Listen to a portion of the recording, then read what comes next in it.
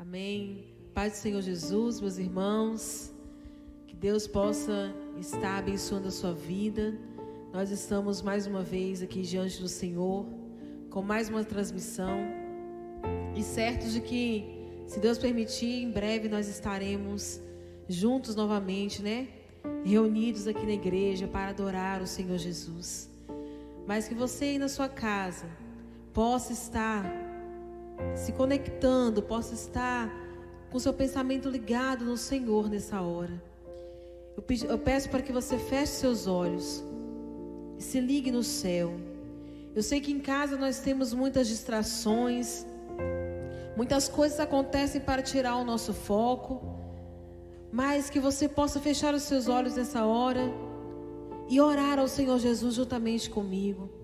Peça ao Senhor para que esses momentos que você irá passar diante da presença dEle possam ser momentos em que você sinta a presença do Senhor, que Ele fale ao seu coração, que Ele entregue aquilo que está no coração dEle para a sua vida, para que você possa sair desses minutos abençoado, em nome de Jesus. Pai amado, nós queremos apresentar, Senhor, as nossas vidas diante de Ti. Colocamos, Senhor, os nossos corações, porque nós somos dependentes do Senhor. Nada, ó Deus, podemos fazer, ó Pai, se o Senhor não estiver, se o Senhor não for à nossa frente. Eis-nos aqui, ó Deus.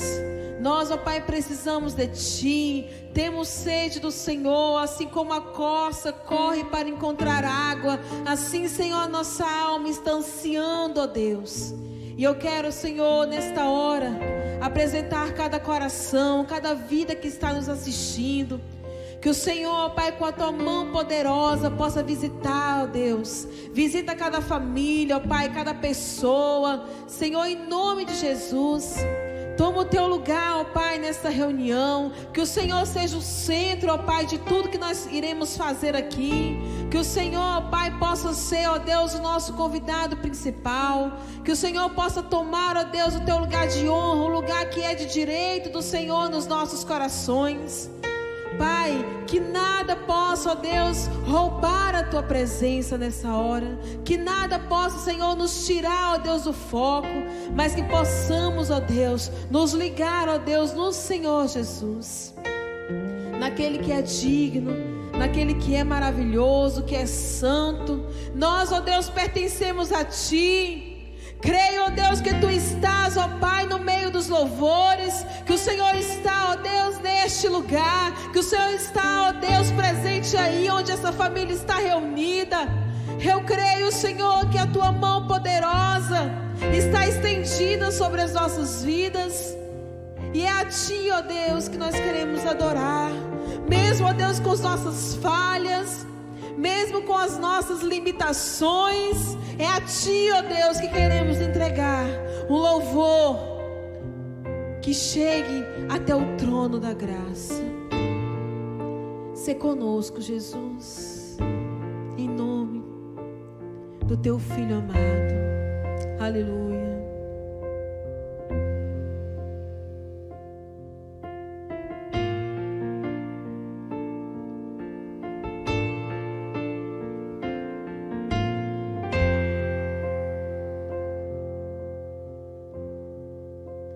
Rei dos reis,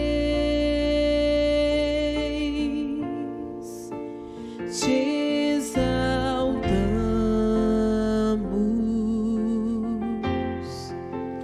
Rei dos reis, te adoramos.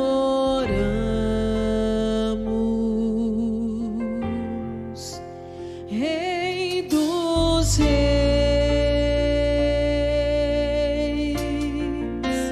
te exaltamos.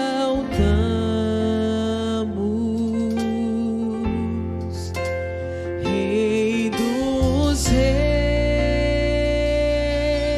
te adoramos, Senhor, te adoramos. Então vem e toma o Teu lugar aqui. Vem e toma o teu lugar aqui. Vem e toma o teu lugar aqui.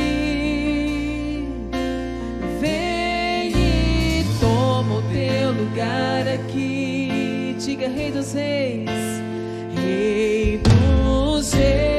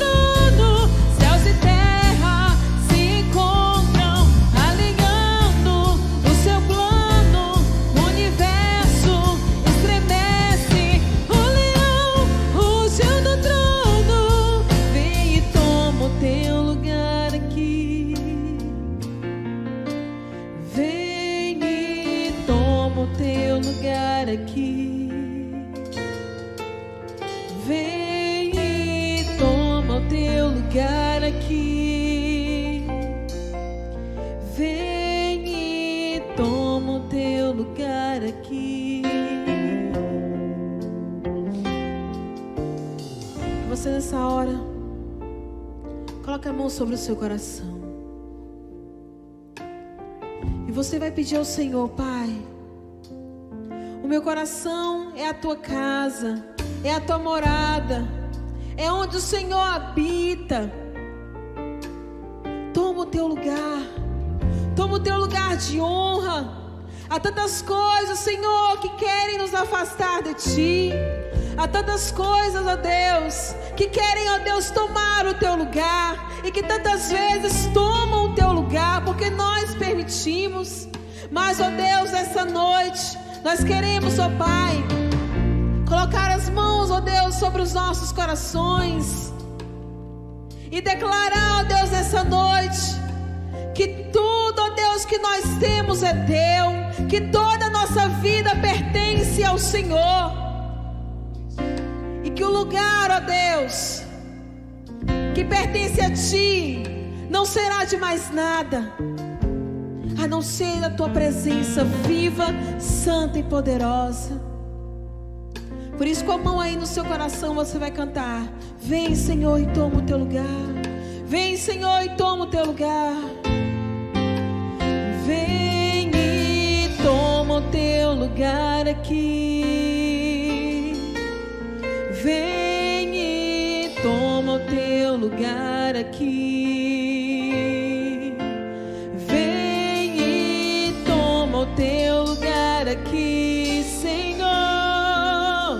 Vem e toma o Teu lugar aqui na minha vida. Vem e toma o Teu lugar aqui. Vem e toma o Teu lugar aqui. Vem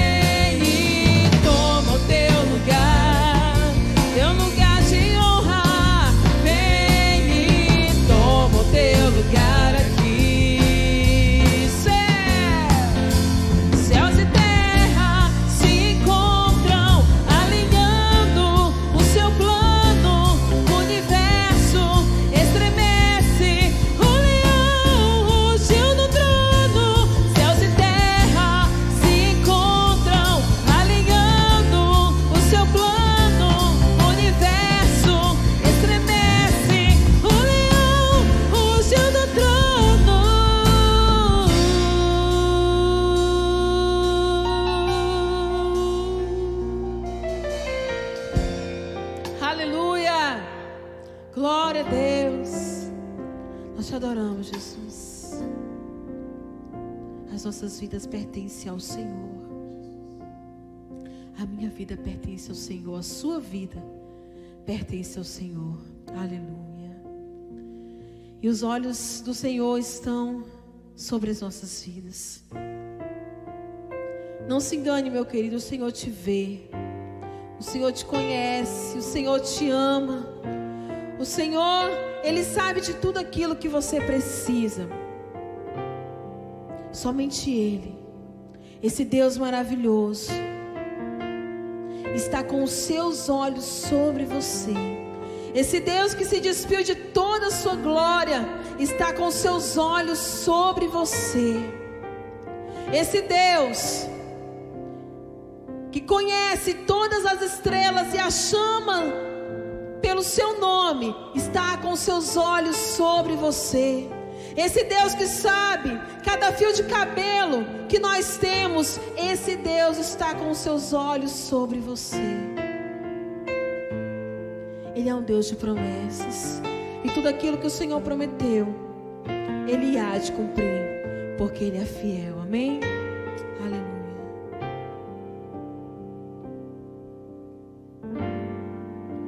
Sei que os teus olhos sempre atentos permanecem em mim,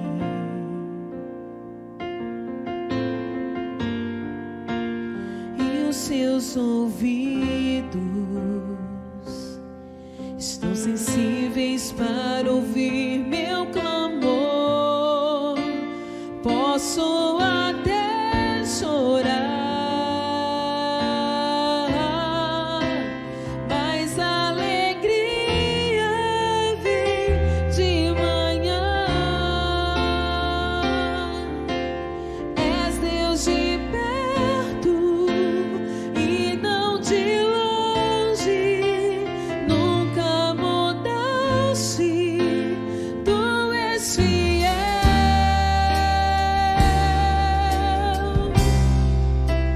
Deus de aliança, Deus de promessas, Deus que não é homem pra mentir. Tudo pode passar, tudo pode mudar, mas tua palavra vai se cumprir. Sei que os teus olhos estão em mim, Senhor. Sei que os teus olhos, sempre atentos, permanecem em mim,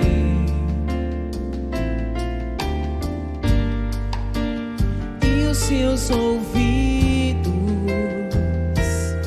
estão sensíveis para ouvir meu clamor. Posso até chorar, mas a alegria vem de manhã. Ele é Deus de perto, és Deus de perto e não de longe. Nunca mudaste, tu és fiel.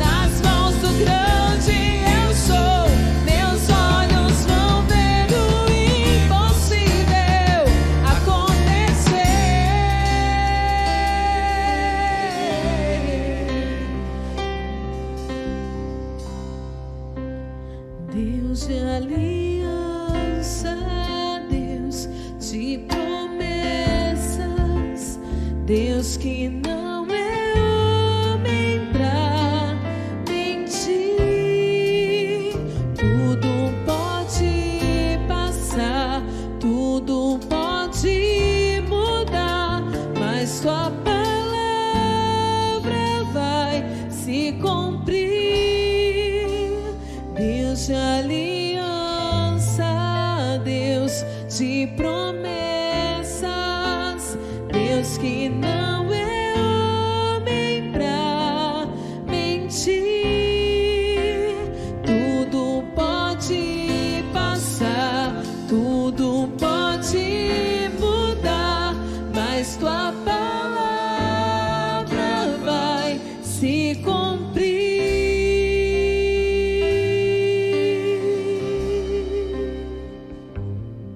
Glória a Deus, aleluia. Esse é o Deus que nós servimos, o Deus que nunca falha, o Deus que nunca tarda. Esse é o nosso Deus, aleluia, Jesus. E Jesus, meus irmãos, sempre advertiu os seus discípulos pela falta de fé. Quantas vezes ele disse: homens de pouca fé. E Jesus sempre nos convida a confiar, a descansar em seus braços, a depositar toda a nossa confiança, toda a nossa fé nele. Por isso, meu querido, deposite toda a sua confiança, toda a sua fé no Senhor Jesus, naquele que garante todas as coisas. Porque se o Senhor não guardar a cidade, em vão vigia o sentinela. Se não for o Senhor nas nossas vidas, meus irmãos, para onde nós iremos? O que faremos? O que seria de nós se não fosse o Senhor? É por isso que nós confiamos no Senhor Jesus, nos lançamos ao som da sua voz, a voz da sua palavra, que nos diz que nós devemos prosseguir, porque o Senhor, Ele trabalha para aquele que nele espera. Nós descansamos em Ti, Jesus, nós descansamos em Ti. Tu és, ó Deus, a rocha mais alta do que eu. Tu és, ó Deus, o meu castelo forte. Confiamos no Senhor, aleluia. Te adoramos, Jesus.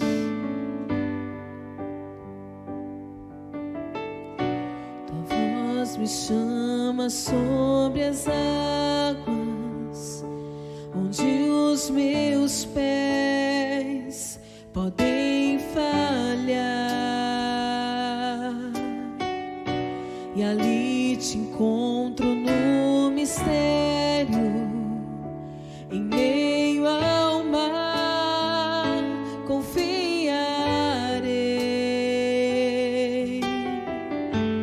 Ao teu nome clamarei,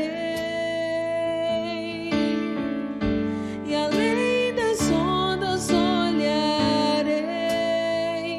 Se o mar crescer, somente em Ti descansarei, pois eu sou teu e Tu és meu.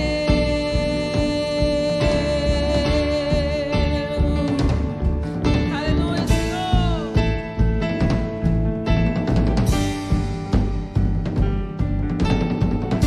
Tua graça encobre os meus temores, Tua forte mão me guiará. Se estou cercado pelo medo, Tu és fiel, nunca vai falhar. Ao teu nome clamarei,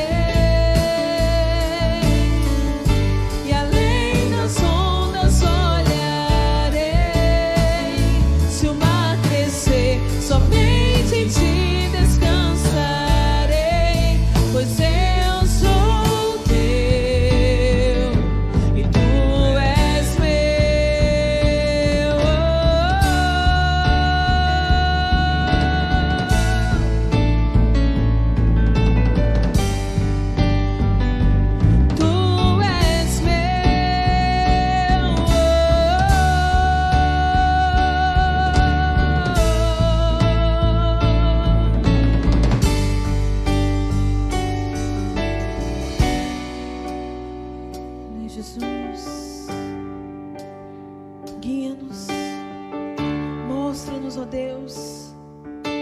Tu és o nosso pastor, o nosso guia. Guia-me para que em tudo em ti confie. Sobre as águas eu caminhe, por onde quer que chames. Leva-me mais fundo do que já estive. Minha fé será mais firme, Senhor, em tua presença. Guia-me para que em tudo em ti confie. Sobre as águas eu caminhe, por onde quer que chame. Leva-me mais fundo do que já estive. Minha fé será mais firme, Senhor, em tua presença. Guia-me para que em tudo em ti confie.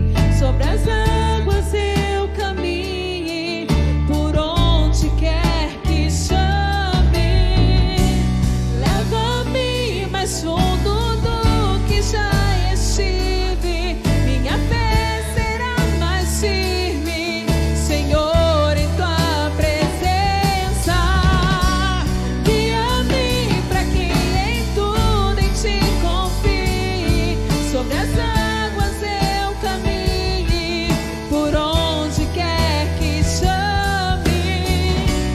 Leva-me mais fundo do que já estive. Minha fé será mais firme, Senhor, em tua presença.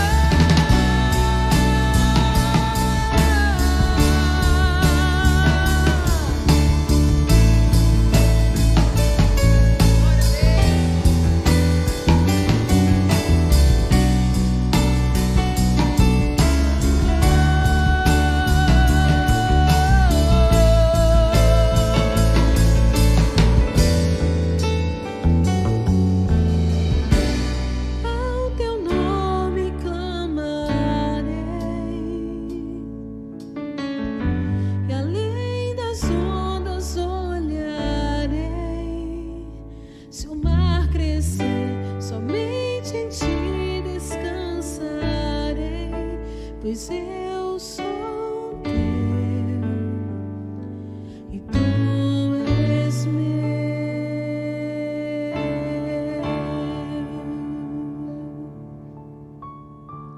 Aleluia, Jesus.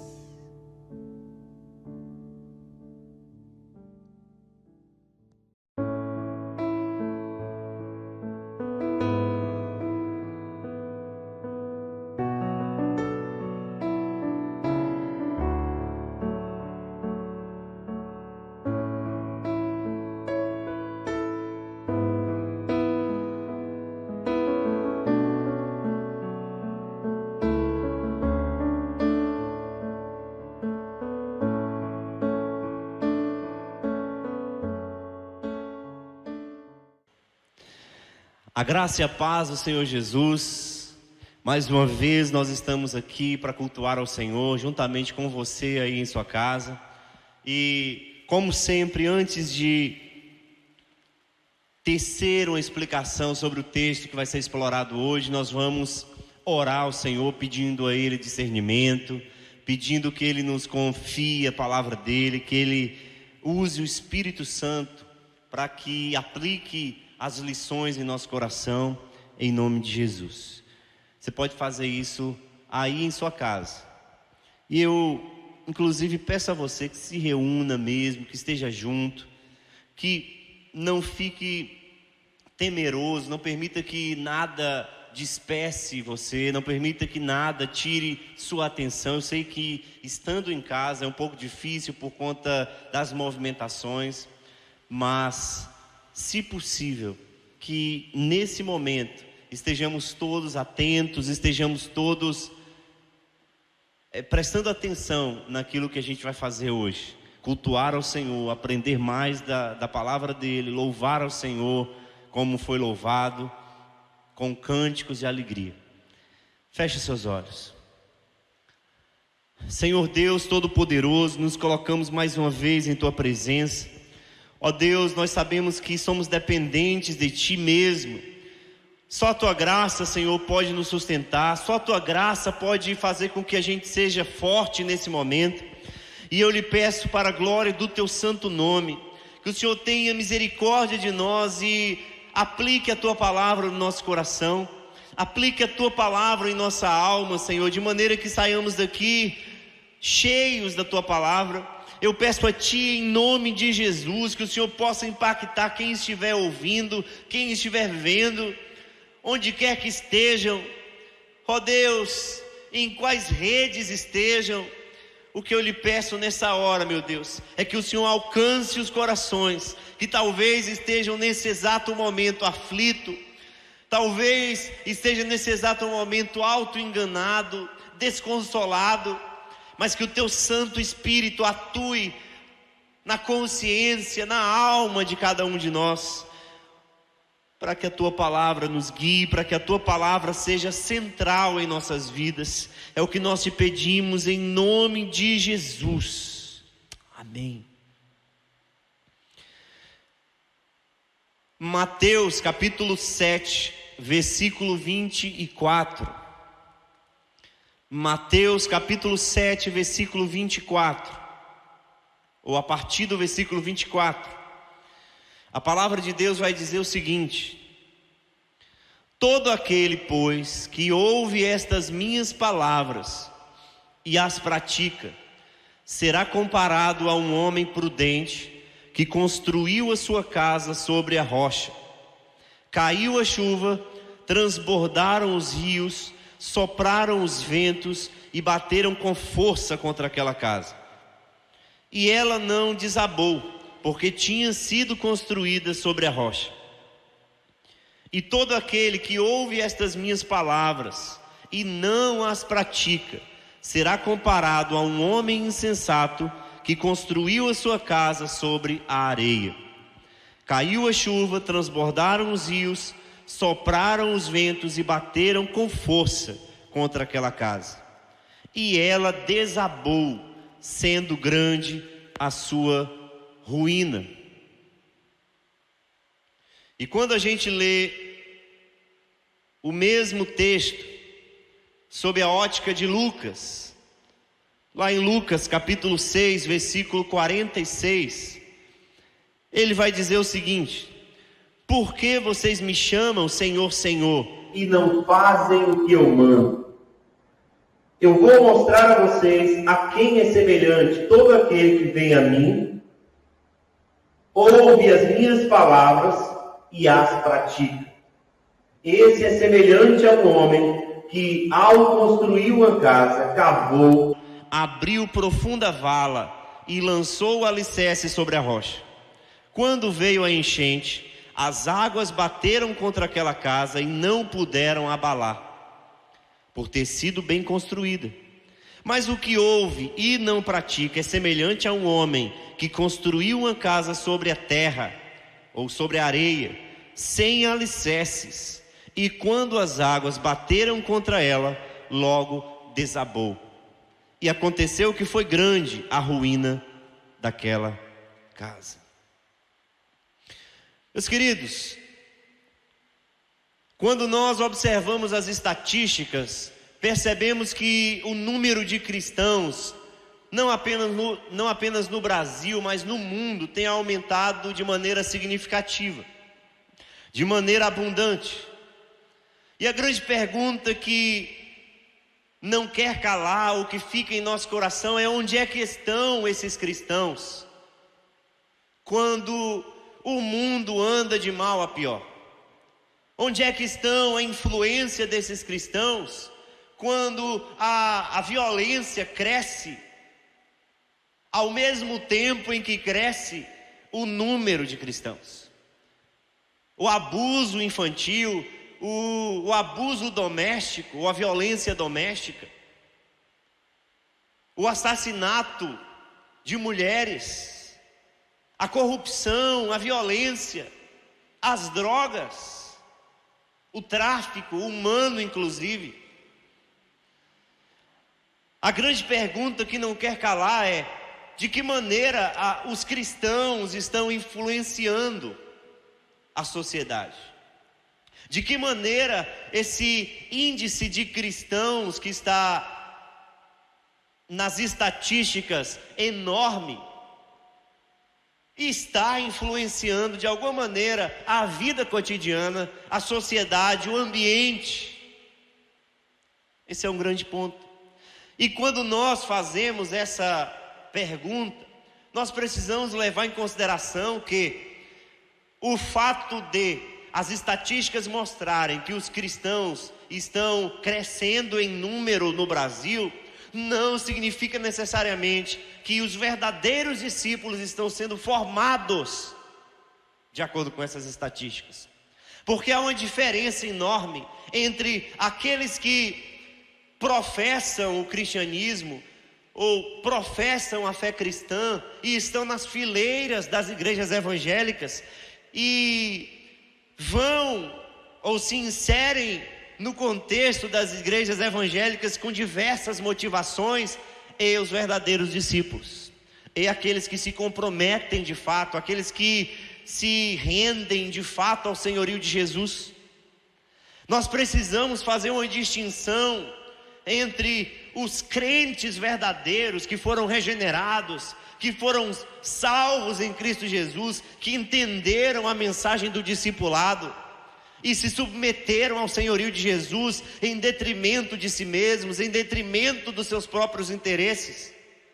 Nós precisamos fazer uma diferenciação, um contraste entre esse grupo, esses crentes e os chamados pseudo-crentes, os chamados falsos crentes, pessoas que estão inseridas no contexto evangélico, mas que estão ali por outros motivos. E eu poderia elencar aqui os diversos motivos que podem levar alguém hoje, nos nossos tempos modernos, à igreja evangélica. Por que é fácil elencar?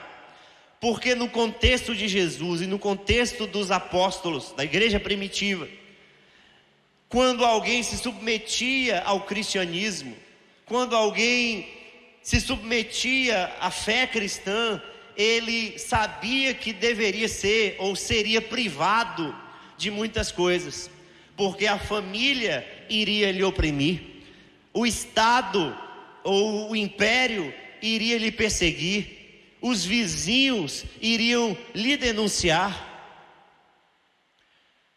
No contexto de Jesus e dos apóstolos, servir a Cristo era fundamentado ou baseado numa convicção de fé extraordinária. Mas hoje, nos nossos tempos, há diversas motivações que podem levar alguém à igreja. Por exemplo, eu já ouvi pessoas dizendo assim: pastor, eu estou na igreja porque o louvor é muito bom. Eu gosto muito daqueles cânticos. Eu gosto muito eu me sinto bem na igreja evangélica. Não tem um outro ambiente que eu me sinta tão bem quanto na igreja evangélica. E outros dizem: eu frequento a igreja evangélica porque os meus vizinhos são boas pessoas e eles estão lá e me convidaram e eu estou lá por eles. E outros dizem: eu estou na igreja evangélica para ver se eu consigo arrumar um casamento, porque arrumar gente boa na festa, no carnaval, no São João, não é bom negócio. Agora, na igreja evangélica, a gente encontra pessoas boas. E aí essas pessoas se motivam a frequentar a igreja para encontrarem um casamento, alguém para se casar, outros pelo círculo de amizade, outros porque os pais estão, os avós estão. Mas no final das contas, ou do frigir dos ovos, não há uma convicção real, uma convicção verdadeira dentro do coração dessas pessoas. Não há. Então é necessário fazer uma diferenciação entre aqueles que entenderam a mensagem e se submeteram ao Senhor da mensagem, e aqueles que vão por outros motivos. Aqueles que vão por interesses próprios, aqueles que vão por motivos egoístas, aqueles que estão inseridos e fazem o que os crentes fazem e reproduzem os cacuetes cristãos, os cacuetes evangélicos, a forma inclusive de adorar, mas que no fundo, o fato de estarem ali se dá não por Deus em si mesmo, mas se dá por aquilo que Deus tem a possibilidade de dar. Então estão por um emprego, estão pela estabilidade financeira, estão porque estão passando por problemas emocionais, financeiros, familiares, e aí querem que Deus de alguma maneira ou num passe de mágica resolvam os seus problemas imediatamente. E o pior, quando essas pessoas vêm motivados por essas coisas, e Deus, que é bondoso e misericordioso, proporciona tais bênçãos, essas pessoas voltam para a velha vida, porque nunca na verdade estiveram de fato comprometidos com Jesus.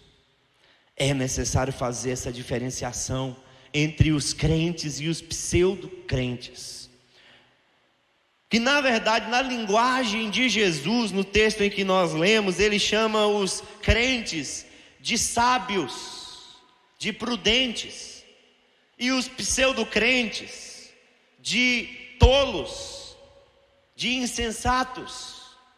Mas observem bem, meus queridos, esse texto. O que está acontecendo aqui?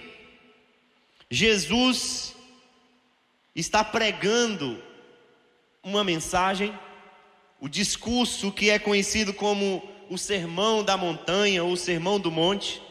E nesse sermão, tanto para os discípulos especificamente, quanto para a multidão que o rodeava, Jesus fala sobre uma série de coisas, ou uma série de lições, desde o capítulo 5.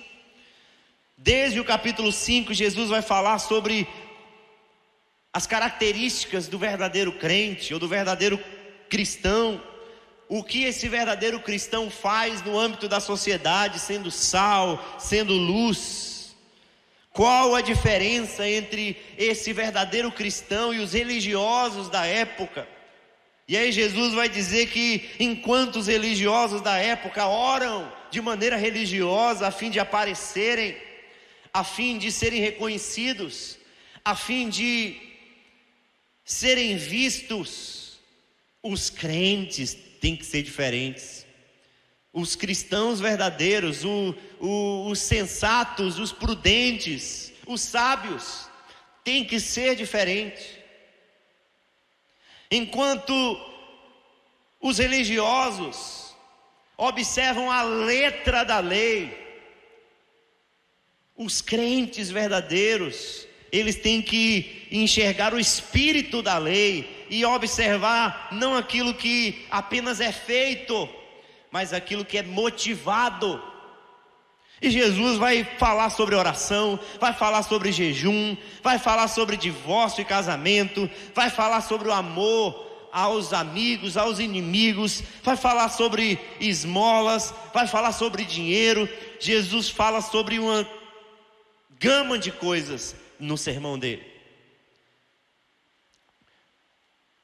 E aí, meus queridos, no capítulo 7, versículo 24, depois que Jesus prega a mensagem, Jesus traz agora uma aplicação.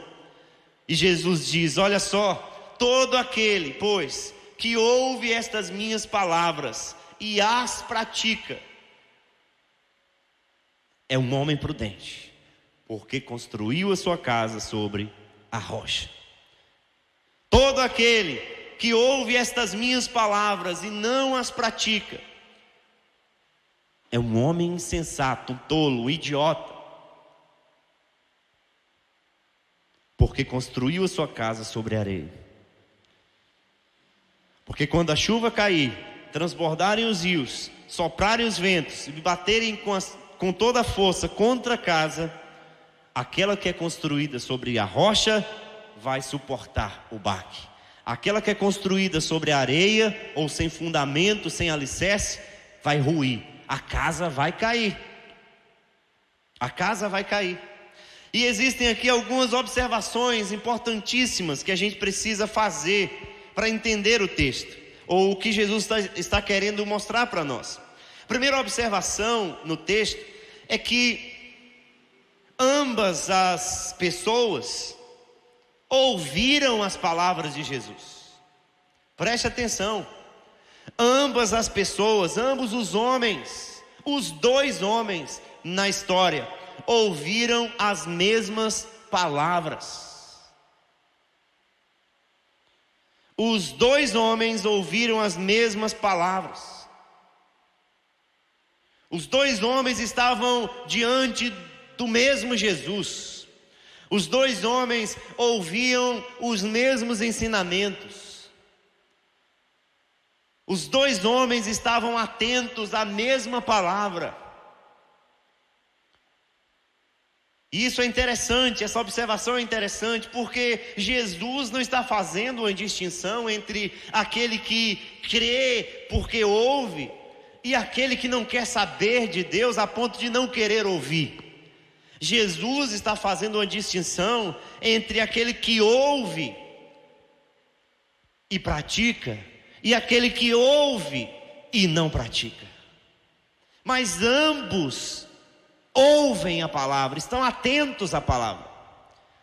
Isso é interessante porque o que Jesus está mostrando é que pode haver a possibilidade de pessoas estarem próximas a Ele, de pessoas estarem no âmbito da igreja, de pessoas estarem inseridas no contexto eclesiástico, fazendo e tendo os mesmos cacuetes evangélicos, cristãos, mas no final das contas, apenas ouvirem a palavra, mas entrar por um ouvido e sair por outro. O que Jesus está dizendo é que a diferença entre um e outro não é a frequência nos cultos, não é a dedicação em ouvir a mensagem. A diferença entre os dois não é a qualidade ou a disposição que se tem para fazer aquilo que a igreja determina. A grande diferença está em aplicar a palavra de Deus, não em ouvir a palavra de Deus, porque ambos ouviram, os dois ouviram. A segunda observação importante é que os dois homens, eles construíram uma casa.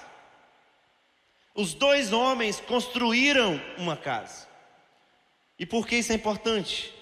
Porque os dois homens estavam com o mesmo desejo, estavam com o mesmo anelo, estavam com o mesmo anseio, estavam com a mesma disposição, a mesma vontade, estava com o mesmo propósito, estava com a mesma expectativa, e ambos construíram uma casa.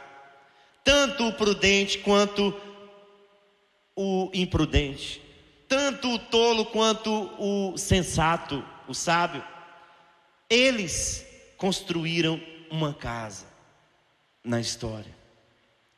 E o que mostra para nós é que é possível duas pessoas quererem a mesma coisa, desejarem a mesma coisa. Por exemplo, vocês se lembram do jovem rico que se aproxima de Jesus perguntando algo legítimo e querendo saber de Jesus como é que ele poderia ganhar a vida eterna? Uma pergunta legítima, um desejo legítimo.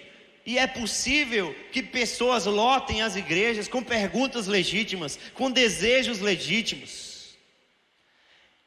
Quais desejos? De serem salvas. Quais desejos e quais vontades? De servirem bem a Deus, de poderem servir bem a igreja.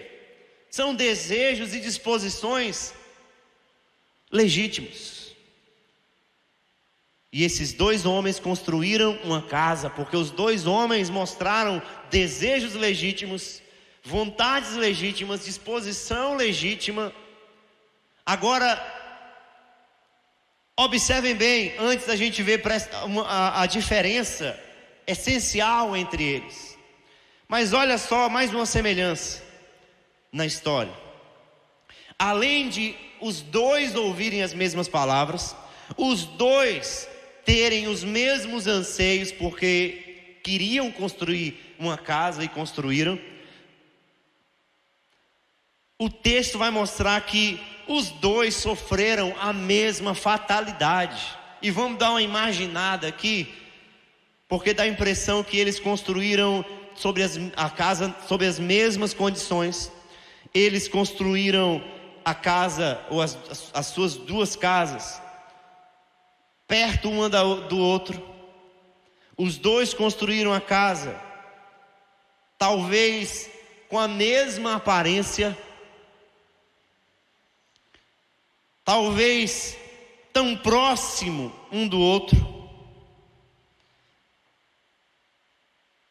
que eles sofreram a mesma fatalidade.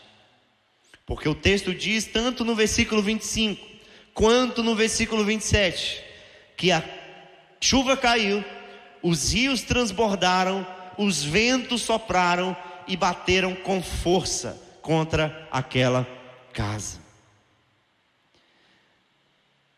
A chuva caiu, transbordaram os rios, sopraram os ventos e bateram com força contra aquela casa. As duas casas sofreram a mesma fatalidade. As duas casas sofreram o mesmo baque, a mesma força da chuva, dos rios e dos ventos. As duas casas sofreram os problemas, os desafios. As duas casas sofreram a fatalidade. Olha só as semelhanças que nós podemos perceber no texto. Ambos ouviram as palavras de Jesus, ambos construíram a casa e ambos sofreram a mesma fatalidade.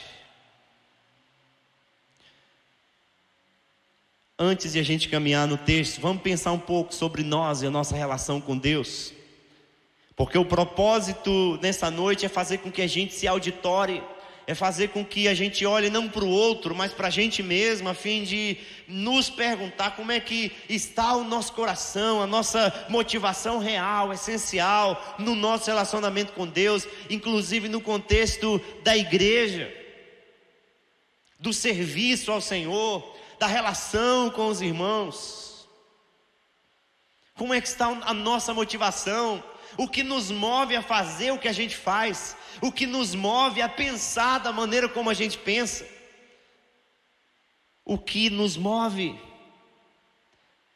E é interessante que lá no versículo 46 de Lucas 6, Lucas escolheu iniciar o texto com essa frase: porque vocês me chamam Senhor, Senhor, e não fazem o que eu mando. Aí depois ele vem com a parábola, com a história. Depois ele entra com a história dos dois fundamentos. O que Lucas está dizendo, o que Jesus está dizendo, tanto a partir de Mateus quanto a partir de Lucas, é que não adianta, não basta a gente professar teoricamente uma fé.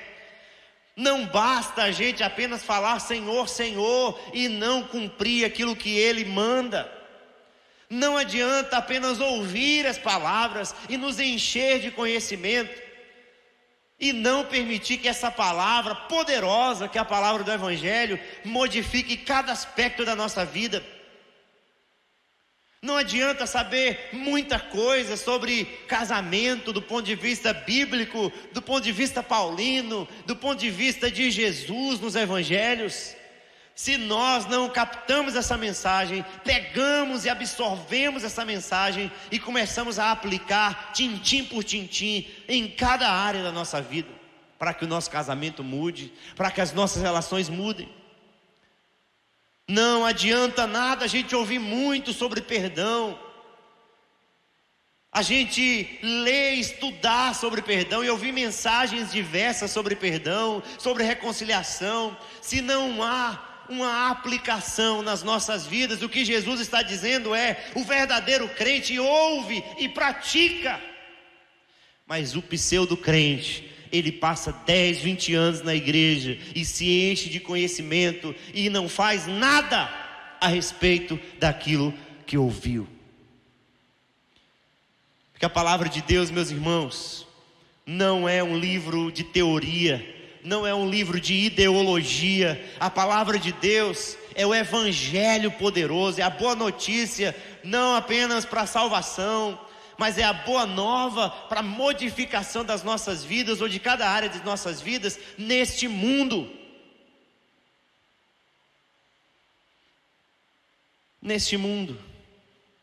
E qual a diferença essencial, pastor, entre o prudente e o imprudente, entre o crente verdadeiro e o pseudo-crente, entre o sábio e o tolo, entre aquele que está firmado na rocha e aquele que está firmado, entre aspas, na areia, porque quem está na areia não está firmado coisa nenhuma. Qual a diferença essencial? A diferença essencial não está em outra coisa senão no fundamento, no alicerce. E observem bem, a diferença essencial, ela está naquilo que não é visível. A diferença essencial está naquilo que está fincada. É só a gente prestar atenção nas grandes construções ou em qualquer construção em que houve um mínimo de preparo, um mínimo de especialização para se fazer. O que nós notaremos? Nós notaremos que a primeira coisa que foi feita foi o fundamento, o alicerce. E depois se levanta a casa, se levanta um prédio. Mas imagine uma casa linda, aparentemente linda, sem fundamento. Quem olha de longe vai perceber ou vai deduzir que ela é a melhor casa do mundo. Porque você está vendo só de fora, você está vendo só por fora, você está vendo só exteriormente, você está vendo só aparentemente. Aí você se depara com aquela casa linda. Mas quando vai tentar descobrir as origens, você vai descobrir ou vai perceber que não houve um fundamento, não houve um alicerce. E o pior é quando as coisas ruins precisam acontecer, como essa fatalidade, como esse problema, essa dificuldade aconteceu para os dois. A pior coisa é quando as dificuldades acontecem e aí se revela em que a casa está de fato sustentada. E não é isso que acontece hoje em dia, meus irmãos. Às vezes nos deparamos com pessoas que aparentemente são boas crentes, são crentes em Cristo Jesus, fundamentalmente em Cristo Jesus, mas quando vem a mínima tempestade, quando vem a chuva forte, os rios transbordantes, os ventos que sopram e batem com força contra aquela casa, sabe o que vai acontecer? Se não tiver o fundamento verdadeiro, que é Cristo Jesus e a sua palavra essencial, a casa cai, não se sustenta. Pode ser a casa mais linda do mundo, Mas se não tiver o fundamento, que é o principal, é o essencial, não se sustenta, a casa cai. E lá no versículo 48 de Lucas 6, é interessante que Lucas enfatiza justamente isso. Ele diz: esse é semelhante a um homem que, ao construir uma casa, cavou, abriu profunda vala e lançou o alicerce sobre a rocha. Olha só o que Lucas está dizendo. O prudente é aquele que não faz as coisas imediatamente, no sentido de esperar os resultados rápidos, no sentido de não ter a paciência de fazer a coisa certa, porque fazer a coisa certa demanda tempo. Fazer a coisa certa demanda um certo tipo de sacrifício. Fazer a coisa certa demanda um certo tipo de renúncia. E a diferença é que o prudente construiu a sua casa, mas antes planejou, antes cavou, antes se aprofundou, para que se tivesse um alicerce que se chegasse até a rocha. Mas o outro não levou em consideração isso. O outro passou batido, o outro não quis nem saber, o outro quis um resultado rápido, quis a casa construída talvez no menor tempo possível. E talvez a casa do imprudente tivesse ficado melhor ou mais bonita do que a casa do prudente. Talvez a casa do imprudente, do tolo, tivesse ficado mais linda do que a casa do sábio. Mas só que a beleza, a estética não sustenta ninguém. O que sustenta não é o que eu aparento ser. O que me sustenta não é o que eu tenho e que mostra que talvez eu seja alguma coisa. O que me sustenta não são as posses que eu tenho, não é o status que eu tenho, não é o modo de me mostrar religioso. O que me sustenta verdadeiramente é o grau de intimidade e profundidade que eu tenho com o Senhor, que olha para mim e enxerga todas as coisas. É isso que Jesus quer fazer com que a gente pense. Porque quando as coisas estão bem, ninguém vai perceber quem é quem.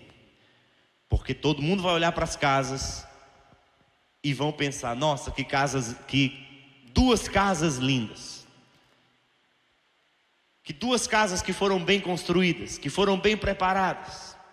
Mas aí quando vem um vento forte, quando cai a chuva, quando sopra os ventos e bate com força contra as duas casas, vai se descobrir de fato quem é quem. De fato quem é quem. Me lembro que uma vez, quando eu morava em outra cidade, logo no início do meu casamento, eu decidi olhar algumas casas para comprar por um determinado banco. E alguém me levou até uma casa. Aí quando eu cheguei nessa casa, tinha uma outra pessoa, e pensa numa casa linda. E quando falou o preço da casa, eu falei: está muito barato. Uma casa linda e está muito barato. E aí eu fiquei fisgado por aquela casa, por conta da estética, por conta da beleza, por conta do acabamento. E aí já estava convicto de que ficaria com aquela casa.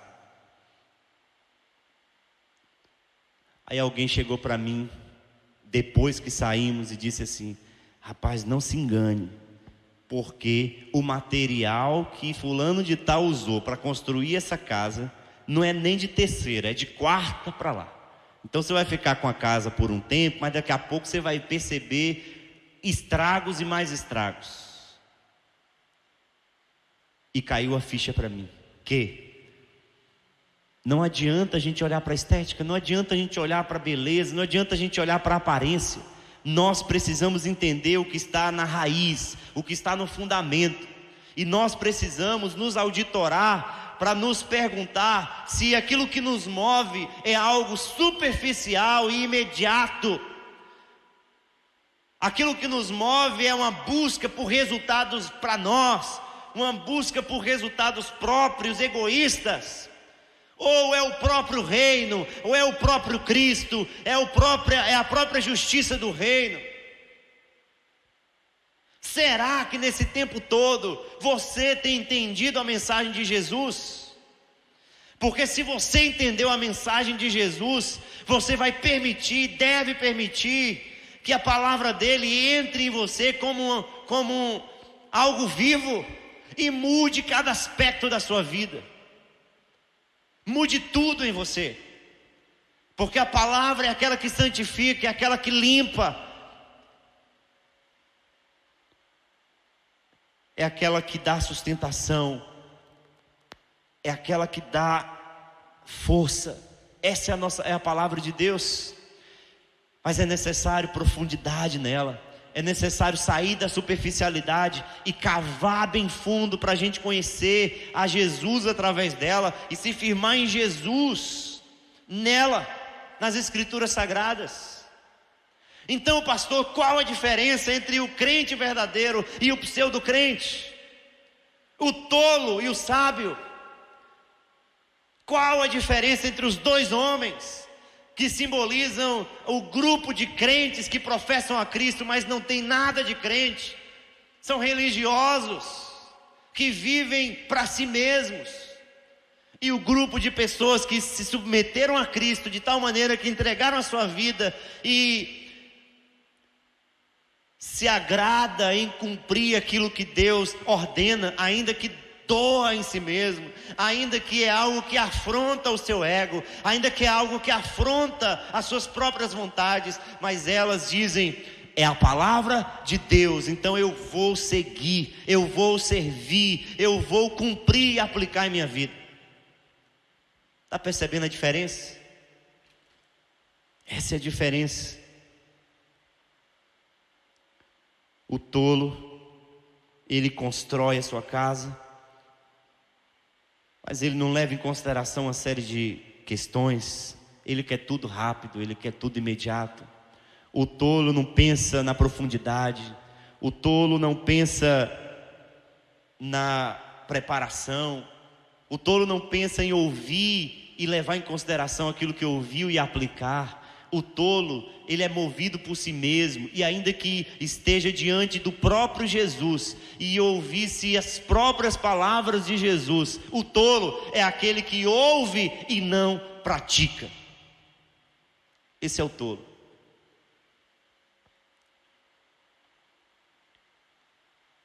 Quem é você?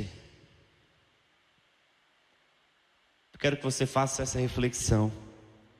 Quem é você nessa história? Quem é você nessa história? Quantas vezes você vem à igreja? Quantas vezes você já ouviu as mensagens pregadas? Quantas vezes você se depara com textos bíblicos que afrontam a sua perspectiva, a sua vontade, os seus desejos? Quantas vezes você se atentou ouvindo a palavra de Deus, mas só que não cumpre nada, não obedece, não aplica, não se submete a elas? Quantas vezes você faz isso? Quantas vezes você se auto-enganou, pensando que só pelo fato de frequentar a igreja domingo após domingo é alguém realmente crente? E aí quando chega no trabalho, as mesmas palavras ou os mesmos palavrões. Quando chega na família, os mesmos hábitos, os mesmos vícios, o mesmo tipo de relacionamento. Nada mudou durante um tempo, não mudou suas palavras, ou não mudaram suas palavras, não mudaram os seus comportamentos, não mudaram os seus pensamentos, o modo de você enxergar as coisas, de você lidar com as pessoas, de você enxergar a vida, não mudou nada. E por que não mudou? Porque se você ouve a palavra e aplica essa palavra, de pouco a pouco a mudança não é apenas significativa, a mudança é notória. Mas quando não se aplica, não há mudança nenhuma. Porque o que muda a nossa vida não é aquilo que a gente ouve. O que muda a nossa vida é o que a gente faz com aquilo que a gente ouve. Isso é o que muda a nossa vida. Imagine que, e eu já estou encerrando, imagine que você vá num médico, e o médico pede uma série de exames, ou faz uma série de exames, e lhe dá um diagnóstico final, e lhe diz assim: você tem X doença, X enfermidade. E aí você sai de lá convicto ou convicta de que de fato tem aquela enfermidade e que precisa tomar a medicação indicada pelo médico para que o efeito se faça e para que você seja curada daquela enfermidade. Aí você sabe que na farmácia X ou Y tem a determinada medicação, e você vai lá e compra a medicação porque levou em consideração aquilo que ouviu do médico. Mas quando chega em casa, você toma uma determinação e diz: eu não vou tomar esse remédio. Ou se auto-engana e diz: eu vou deixar essa medicação para mais tarde. E esse mais tarde sempre progride. E nunca acontece de você tomar medicação. O que vai acontecer com você? É isso aí, você vai piorar. E se for uma doença grave, você vai morrer. Porque lhe foi passado o diagnóstico, lhe foi passada a medicação, mas é necessário que você faça aquilo que o médico nenhum pode fazer: tomar a medicação. A mesma coisa se dá aqui. As palavras de Jesus são proferidas, são ensinadas. A palavra de Jesus está exposta, está clara nas Escrituras Sagradas. A palavra de Jesus nos diagnostica. A palavra de Jesus nos avalia e nos auditora e mostra para nós onde está o problema real e essencial. E Ele diz para nós: ei, olha, eu sou a medicação essencial, eu sou o fundamento, eu sou o alicerce. Não seja tolo, não seja insensato. Aplique essa palavra em teu coração. Aplique essa palavra em cada área da sua vida, e certamente as coisas vão mudar, a sua vida vai mudar, seus relacionamentos vão mudar, porque você estará sendo sábio e não tolo, crente e não pseudo-crente, falso crente, aparente crente. Uma vez, num determinado dia de estudo bíblico, estava falando sobre perdão, e aí uma moça nova convertida que estava ali no grupo de estudo, ela contou um fato, um acontecimento que tinha ocorrido naquela semana, e disse assim: pastor, deixa eu contar uma coisa, minha irmã recebeu uma ligação e fulana de tal, minha irmã grávida, fulana de tal ligou para ela e esculhambou e xingou e aquela coisa toda, e minha irmã passou mal. E minha irmã, pastor, dizendo ela, é minha joia. E naquele momento a ira subiu, a raiva subiu, e antes eu era terrível, eu batia mesmo, eu era agressiva mesmo, eu brigava mesmo, e eu peguei o telefone e falei: vou ligar para essa mulher agora, eu vou esculhambar. E pegou o telefone e começou a ligou para a mulher e começou a falar coisas e ameaçar: eu vou lhe pegar na rua, e essa coisa toda. Desligou o telefone na cara. E aí ela estava no grupo de estudo e a gente falando sobre perdão naquele dia, e ela me pediu o conselho. Eu disse assim: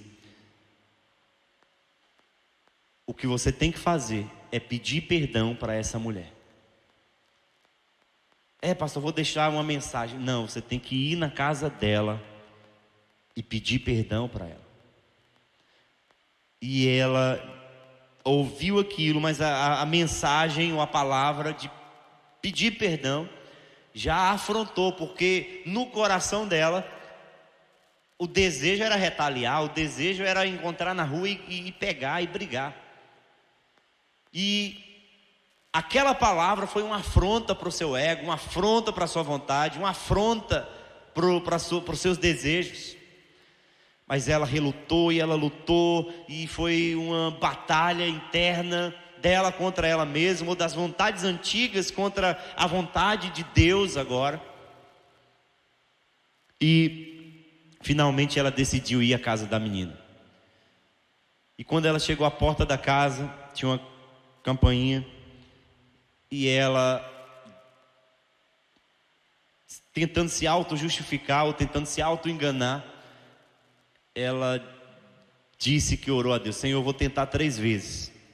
Se não chamar, vou entender, eu vou sentir de Deus, o povo gosta de usar isso, vou sentir de Deus que o Senhor não quer que eu peça perdão. E aí ela foi, tocou na campainha. Na segunda vez já abriram a porta, no caso a mulher já abriu a porta, e a mulher já caiu preparada, porque ela tinha ameaçado: vai ter briga. Mas naquele momento ela disse: não, eu vim aqui para outra coisa, eu vim aqui para lhe pedir perdão. E aí naquele momento houve um choque, não apenas no coração daquela mulher, mas no olhar daquela mulher. E naquele momento elas duas se abraçaram e choraram. E depois ela disse assim: eu nunca pensei que você faria algo assim. Só pode ter sido Jesus.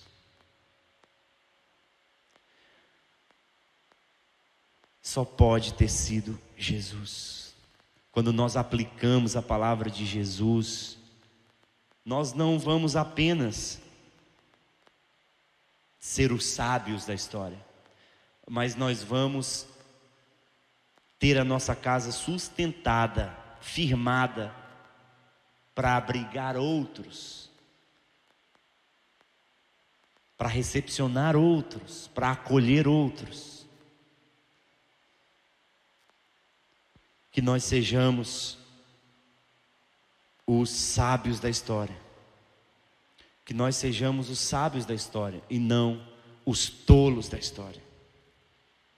Que você entenda, só para recapitular, que você entenda que ambos ouviram as palavras, ambos construíram a casa, ambos sofreram a fatalidade.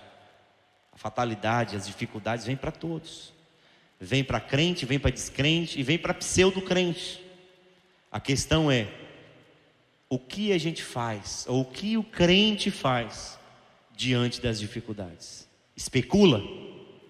O que o crente faz diante das crises? Se atemoriza? O que o crente verdadeiro faz diante dos problemas da vida? Perde a fé? Não, meus irmãos, tudo isso não cristão faz, e o pseudo-crente ou o falso crente também faz. Mas o verdadeiro crente, ele se mantém firme, porque ele não está sob a areia, ele está sob a rocha. A casa dele não é uma casa na areia, porque se for na areia, um mero vento sopra e a casa cai, mas a casa dele está sobre a rocha, Jesus Cristo, inabalável. Que Deus nos abençoe, em nome de Jesus. Amém.